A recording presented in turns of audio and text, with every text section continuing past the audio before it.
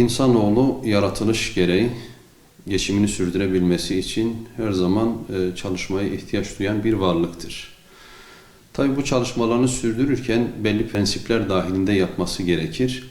Belli kurallar çerçevesinde yapması gerekir. Yüce Rabbimiz Kur'an-ı Kerim'de Allah iyi işlerin karşılığını zayi etmemektedir buyurmaktadır. Yani kişinin yaptığı işi Allah her zaman onun karşılığını verecektir. Bize mesaj vermektedir. Aynı zamanda insan için çalıştığının karşılığı vardır buyurulmaktadır. Dolayısıyla insan ne yaparsa yapsın, çalışırken hangi davranışlarda bulunursa bulunsun, mutlak onun bir karşılığını görecektir. Yine Resulullah sallallahu aleyhi ve sellem veren el alan elden üstündür buyurarak çalışmanın önemine vurgu yapmaktadır.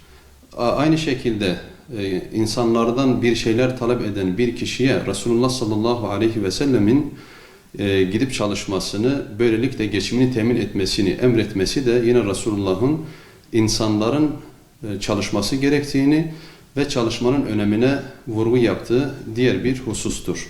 İslam insanı çalışmaya teşvik ederken, çalışmaya sevk ederken belli kurallar belirlemiştir. Ki insan çalıştığının karşılığını tam olarak alabilmesi için o kurallar çerçevesinde çalışması gerekir, kurallara uyması gerekir. Çalışma hayatımıza baktığımız zaman bir kamu hizmeti, özel sektör, özel işletmeler olmak üzere farklı bölümlere ayrılmaktadır. Şimdi kamu sektörlerinde çalışanların durumuna baktığımız zaman bir amir statüsünde çalışanlar vardır, bir de memur statüsünde çalışanlar vardır. Yani işleri yürüten kişiler vardır.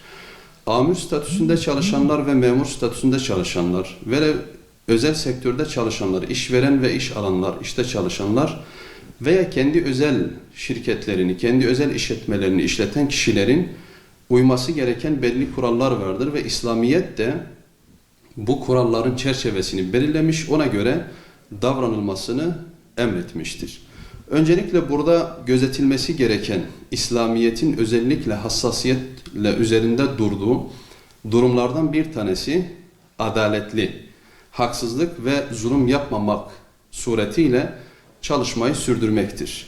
Şimdi kamu sektöründe amir statüsünde olan kişilerin kendi mahiyetinde çalışanlara iş dağılımını yaparken veya onların işlerini sürdürmesi konusunda bir alan açarken onlar arasında ayrım yapmamak, onlara zulmetmemek ve haksızlık yapmama konusunda hassasiyetle davranması gerekir ki Yüce Rabbimiz Kur'an-ı Kerim'de adaletli olun zira adalet takvaya en yakın davranıştır şeklinde ifade etmektedir. Bununla birlikte Resulullah sallallahu aleyhi ve sellem de hadis-i şeriflerinde kim bir kardeşinin canına veya malına haksızlık etmişse dinar ve dirhemin geçerli olmadığı gün gelmeden helallik alsın. Aksi halde kıyamet günü iyi ameli varsa onun hissesinden haksızlık yaptığı kimseye verilir. Yoksa haksızlık yaptığı kimsenin günahını yüklenir şeklinde uyarı yapmaktadır.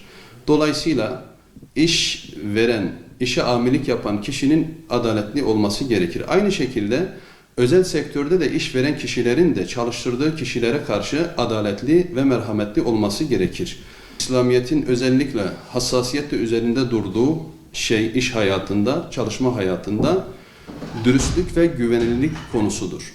Allahu Teala sadıklara sadakatleri sebebiyle mükafat verecektir şeklinde Kur'an-ı Kerim'de bize buyurmaktadır. Yine Ebu Hureyre tarafından nakledildiğine göre Resulullah sallallahu aleyhi ve sellem şöyle buyurmuştur. İman ile küfür, doğruluk ile yalancılık, hıyanet ile emanet bir şahsın kalbinde birlikte bulunmaz. Dolayısıyla gerek iş veren, gerek iş alan, gerek başkalarının işini yapan kimselerin mutlak anlamda özellikle dikkat etmesi gereken hususlardan bir tanesi de dürüstlüktür.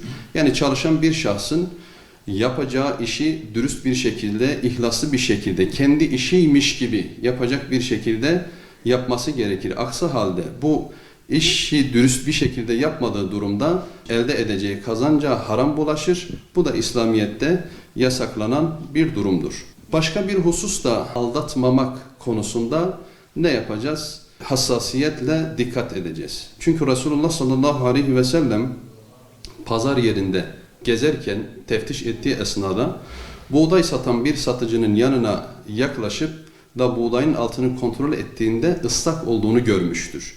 Bunu görünce bu iş yapan tüccar belki de bilinçli bir şekilde de yapmamış olabilir ama Resulullah sallallahu aleyhi ve sellem ona şöyle bir uyarıda bulunmuştur. Bizi aldatan kimse bizden değildir. Haliyle bu işimiz ticarette dahi olsa, şahsi olarak sadece işletme olarak da yapıyorsak başkalarını aldatmama konusunda hassasiyetle dikkat edeceğiz.